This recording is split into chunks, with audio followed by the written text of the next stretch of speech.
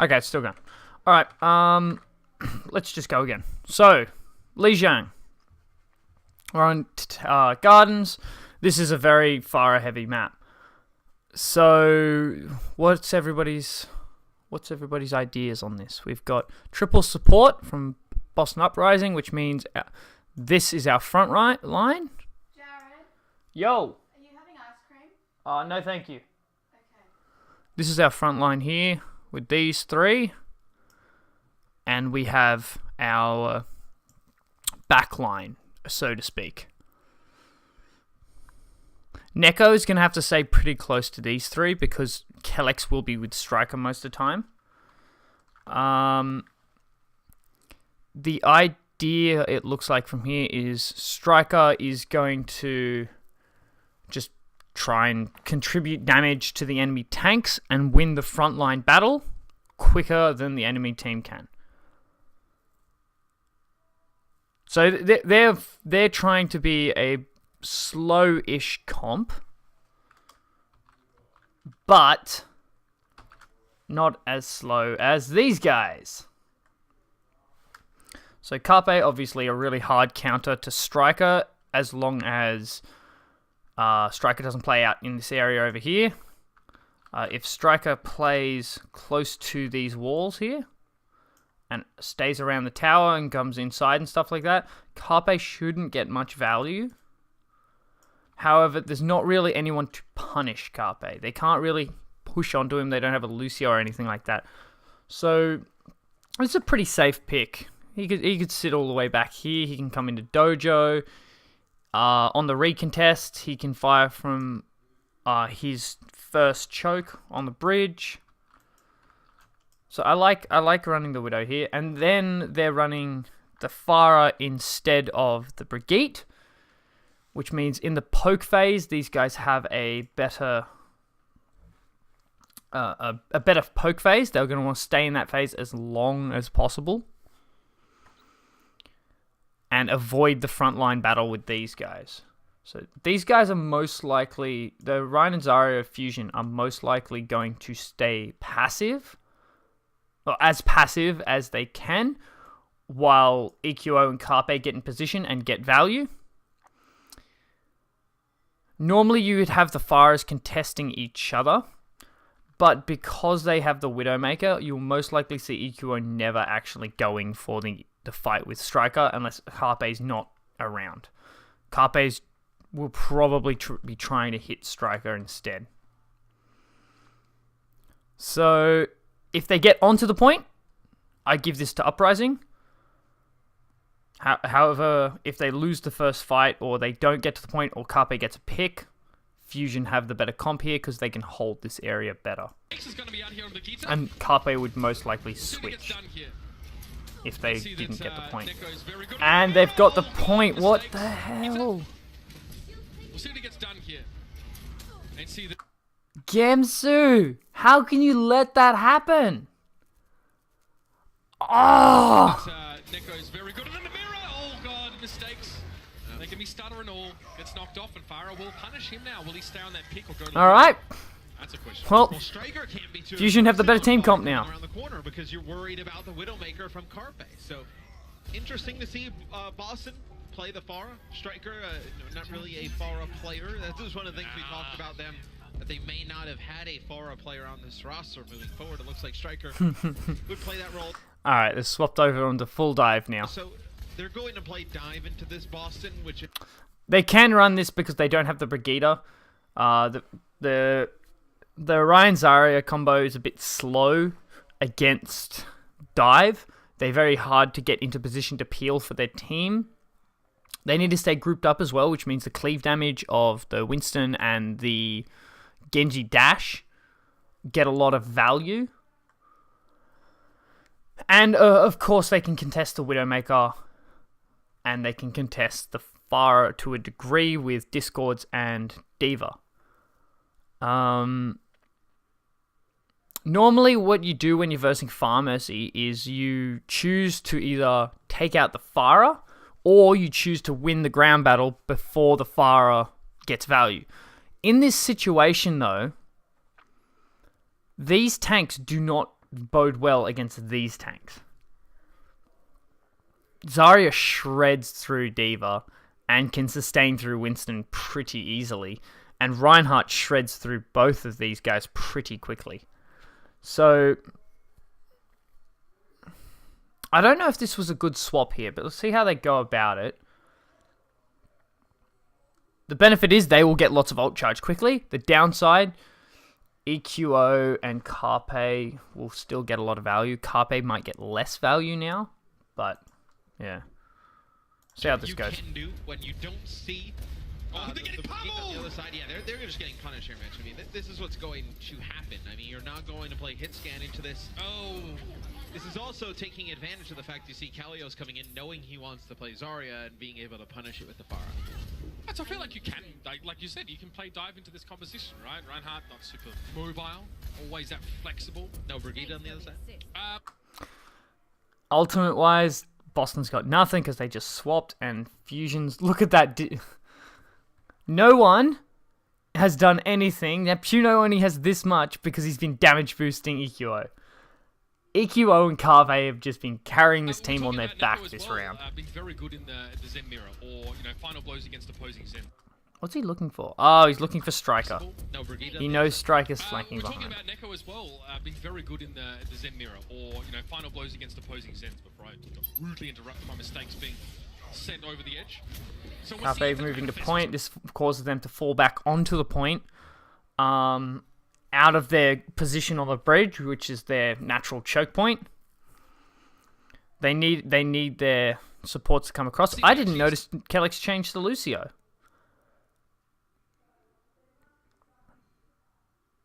It's not for the... It might be for Peel. So now Neko can move into more aggressive positions because he has the speed boost to get away from the tanks. Because they have such short range and they aren't very mobile, Neko's pretty much free of the tanks and can just stay out of line of sight of the DPS. Carpe slapping Striker. It's hard to fight into a point controlled by a Widowmaker. That manifests. We'll see if we So what really happens here? Rudely interrupted by mistakes being sent over. They're getting hammered as they come in. Striker gets taken out because he doesn't have recall. It's hard to fight into Somewhere Gamsu dies, and then it's clean up from here. Controlled, and she's a little bit less of a threat, but mistakes getting crushed there again. If you could hit those rockets outside of Genji's hitbox and still get splash damage, you could punish him with Pharah. The issue, like you mentioned there, is the splash damage. Just think about how much ground Boston has to cover to go. So he keeps on shooting himself in the ground like that because he's going to go and boost up, use a rocket boost and rocket jump at the same time, which gives him extra height. But I imagine he's going to do it, and then he looks at his fuel and decides against it. Over the bridge. Well, not right now, but he's going to go back over. So patient. Back to his side of the bridge. No. Just think they have the speed boost. He's missed his first couple of shots. He's going to move now. They have no hit scan to deal with EQO, right? So he's just getting 3 damage, and they can't make any progress. By the time they get to Carpe, they're all weak. So their plan here is obviously ignore the Pharah and go. However, and just fight into it. However, they're dying before they even get to the fight. They are getting to the fight down health. Huge sources of damage available to the Fusion. Carpe, in this case up front, but quite often off towards the Boombox side. goes down, but he'll get rezzed anyway. It's not even. I mean, EQO was playing so aggressive there. He goes Fusion just all over Uprising. Uprising have only really had one proper fight. Here available for Philadelphia. This is not looking good for Boston.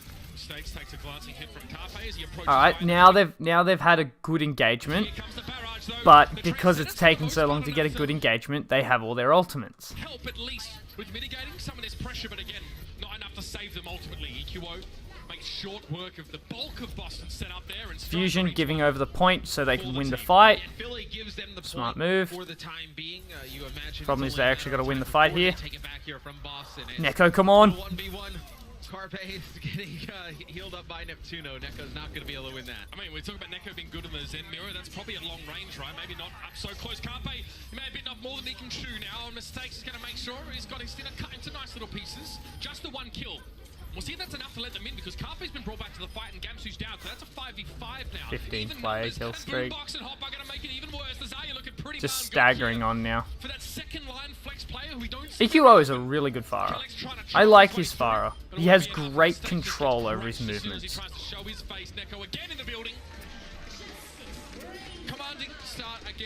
That was just a fight of the team comps. EQO does not die there. The first fight was won because of a lucky pick and a mistake Gamsu made. Gamsu should have blocked that concussion blast. And everything else was just team comp.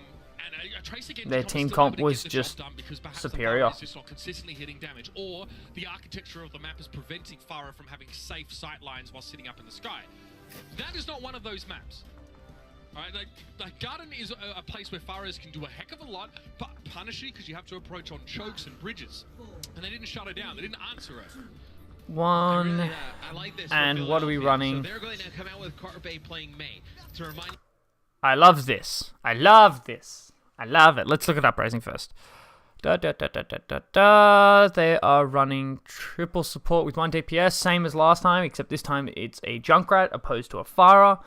Same rules apply though. Junkrat will be trying to commit value, I guess is a way of saying it, to the frontline battle.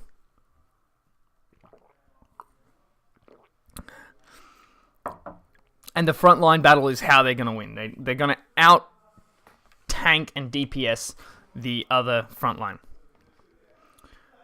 On the other side, we have Neptuno playing Lucio. The only reason I can imagine that they're playing Lucio here is to get Mei into position quicker, because the first fight is so important with Mei. You have to win that first fight with Mei.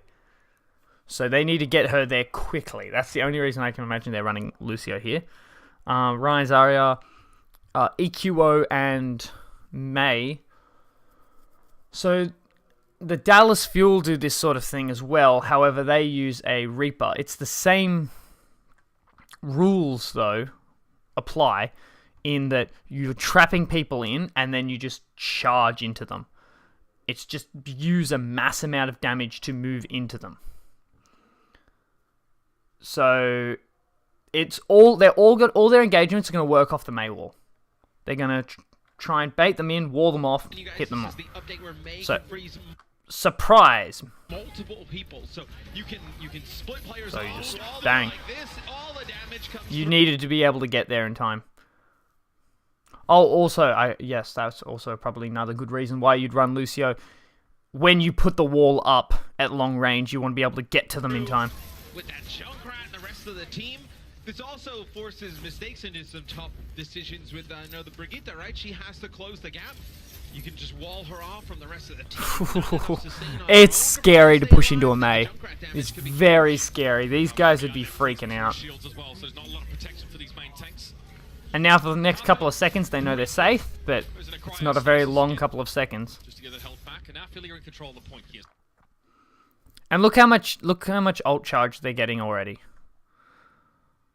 Like, Carpe's not getting much himself, but EQO and Sato are. And that's Boomboxes too, but not the same as Neko. But yeah, you're getting that sort of ult charge from that kill on Reinhardt, and then some. That's where they're getting it all from. Long range damage in the form of EQO there. Sato's gone down here, so EQO probably needs to try and even the ledger a bit more. They've pushed past the choke, so now the Mei is a lot less useful because they can't wall them off in chokes. Yeah, no mercy here. That's when Mei becomes a liability over a actual boon. Taking his own life there, probably just a little bit too charged up. Ends up taking himself out, but you see they split mistakes off. They have him pretty much dead to rights there. They'll take him out now. Use a Riptire. Oh, EQO EQO. doesn't get taken down while channeling that one, but the Graviton Surge is sure going to make it easier now. Just to pummel the remainder of the Grab fusion. finish off the fight. Yes. Carpe drops into Ice Block for a brief moment there, but it's not going to be enough to keep him alive. The onslaught from the Uprising. Really well done by the Uprising here. They were very patient. They waited until those walls were off cooldown to actually go in. However, On cooldown, sorry. big ultimate's coming in the next fight. Neko's already got his Transcendence. Boombox close as well. EQO Pharah here, Matt. Tell me about it. Yeah, you play the far into the Junkrat. They don't swap the Mei here because they're so close to Blizzard, and Blizzard will win the fight.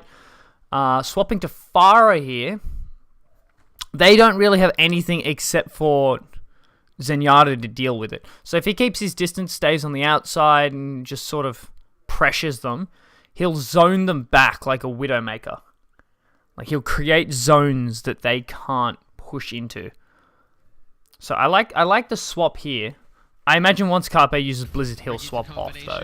Just kind of the same idea as the Junkrat, just a little bit safer, right? Pushing into people with Mei is quite difficult. As opposed to charging up Kalios. So that's what you'll decide to do. Interesting, if you try and rally and get all close together, that Blizzard's going to be pretty tough to move around. Yeah, it's like the antithesis to what the Uprising actually want to do to play around this. Checking the ultimates.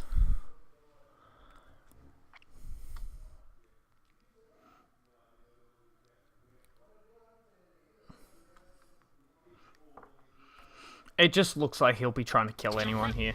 I don't think he has a specific target in mind. Now just the Mei, of course.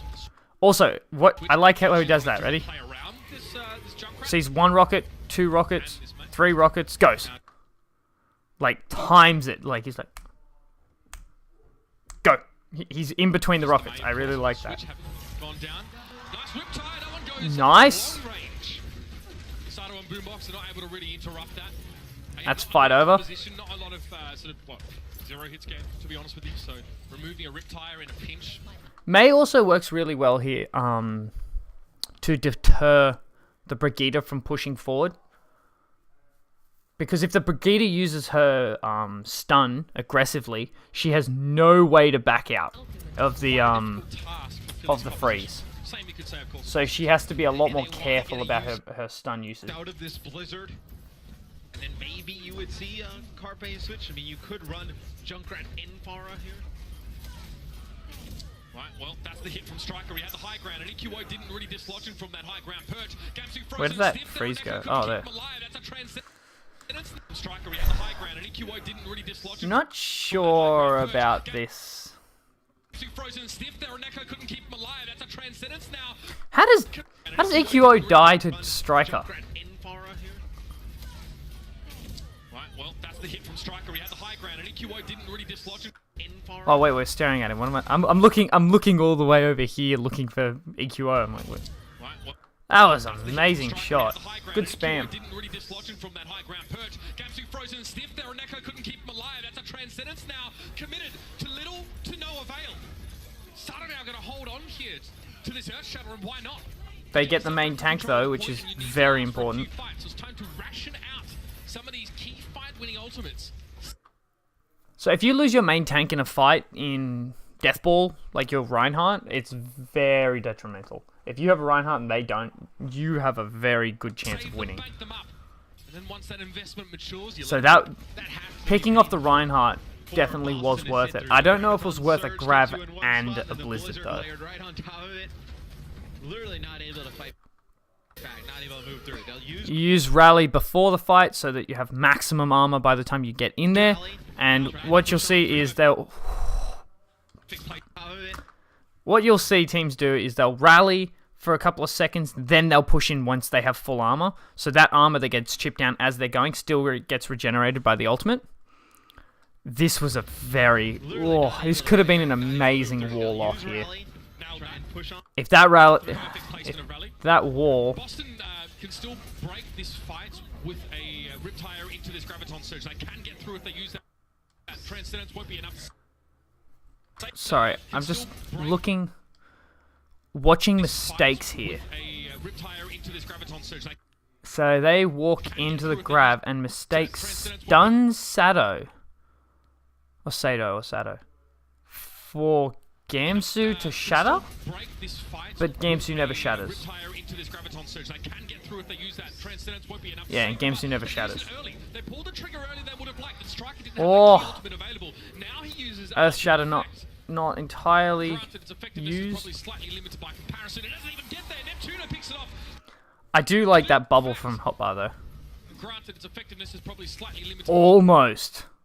Almost gets that.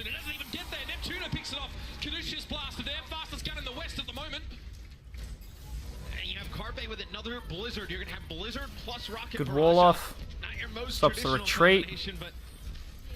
There's the Blizzard forcing them out into an area. So wait, Blizzard was used as a zone there? Not your most traditional combination, but there's the Blizzard forcing them out. I'm not sure what that Blizzard was useful for. Shield there, hope to fly away. Gonna be enough. And Striker's in deep trouble there. Getting the Farah into the Junkrat is. They wall them off so they can get the staggers on them. Philly have been using this Mei almost flawlessly. Like, Carpe's missed a couple of walls and a couple of weird blizzards, but like, how Fusion have been working off the Mei has just been awesome. Like, you can just see them changing between aggressive and, like, being aggressive and not being aggressive. Like, they swap so quickly between them. Aggressive and defensive, that was it. Oh, I was about to say, mistakes, swaps onto McCree here just to deal with EQO. And then just right next to the McCree gets flashed. There's been some recovery on the side of the Boston Uprising now. Mistakes sitting out the back on McCree. EQO forced to go for a mega health pack in Boston. The timing's good for them. The winds of serendipity blow, Matt, and they've been able to at least regain control of this fight. Will they have time for one more fight after this? 87%. If they stagger a few kills here, they're looking good. Oh, and you have Kalios with the Graviton Surge here, so as long as they can keep some members up, get their healers back. If EQO had died there, that would be endgame. Ultimates for Philadelphia. The grab's coming up though, they'll probably Valk for that and just damage boost everyone into it. Perhaps an Earth Shatter if they can shield Sato enough to get him into range, but he'll be punished. Do they not touch in time? No key ultimates for Philadelphia Fusion right now. Perhaps an Earth Shatter What's if they Sato can doing? shield Sato enough to get him into Carpe. range, but he'll be punished. They don't even get there in time. Carpe doesn't get there in time. Now, how does that happen? Carpe was supposed to touch the point, and he's actually on there right now. So he was maybe like a half second off there. I think he actually had to bait out mistakes. Was sitting on the corner. Maybe he actually tried to go past, bait the flashbang out, recall, and then go back. And the grav came through to the front side. I mean, Let's have a look at that again. Get there in time for Philadelphia Fusion right now. Perhaps an Earth Shatter if they can shield. Where's Mistakes? Get their healers back. They're in a good position. Mistakes is like saying that he was trying to bait out Mistakes and recall. But where is Mistakes? It's an Earth Shatter if they can shield Sato enough to get Over there. He's nowhere near him. He just doesn't get there in to time. range, but he'll be punished. They don't even get there in time. Actually on there right. I think he actually grabbed Kane's presence choke when he had no dive really. In terms of DPS. Yeah. That's a shame. I was really enjoying that strat from Fusion. They were doing it very well. McCree and the Widowmaker, you're gonna have a bad time. They would have. I mean, they basically forced him into picking Widow there. And if you can force Mistakes into taking a Widow duel against Carpe, All right. Running very similar comps, except they're running a a Widowmaker instead of a Junkrat. Apart from Striker, they don't really have any way to contest Widow.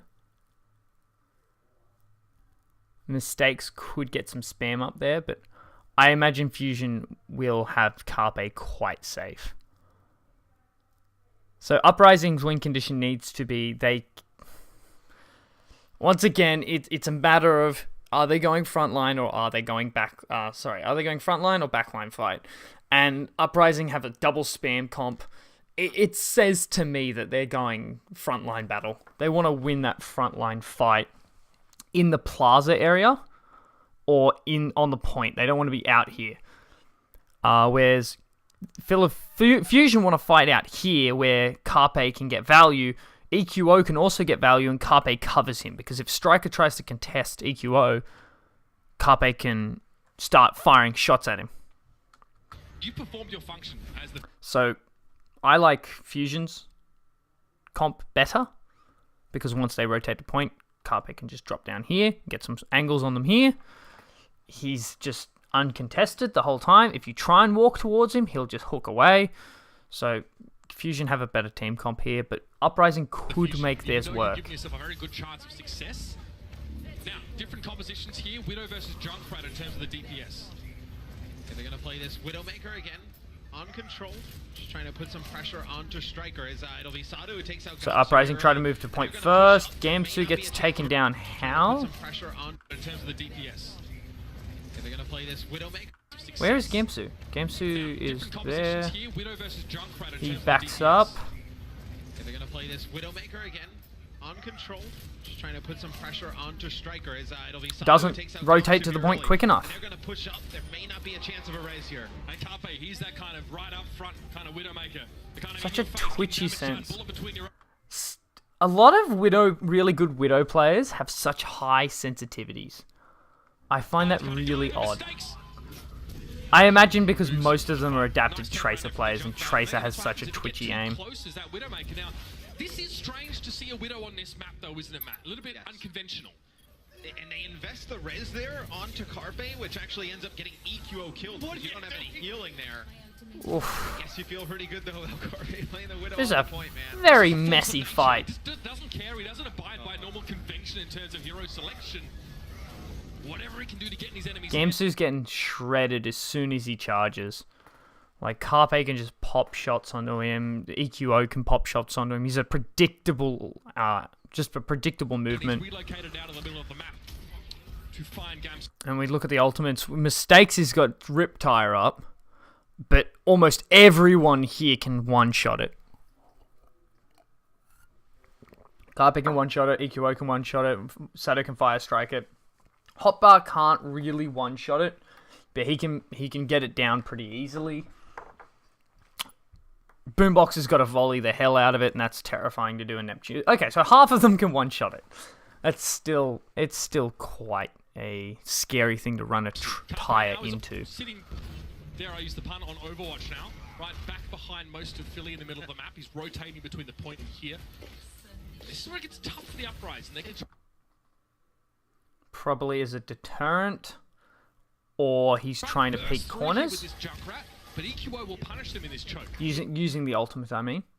It is interesting though, because with the Widow Pharah combination, you can't really play Junkrat, right? I mean, if you play a Pharah versus Pharah, it's difficult to get that consistent damage down. Ooh. As long as Philly wins that first fight. What? Wait, what? Junkrat, right? I mean, if you Where play Pharah is- versus Pharah, it's difficult Where is Carpe? that consistent damage. No You way. can't really play Junkrat, right? This doorway here. This doorway right here is the reason that Mistakes dies. That is awesome. So if you see that doorway, alright, and now we'll just play it. Play it. I mean, if you play a Pharah Right. versus Pharah, it's difficult And to then get that.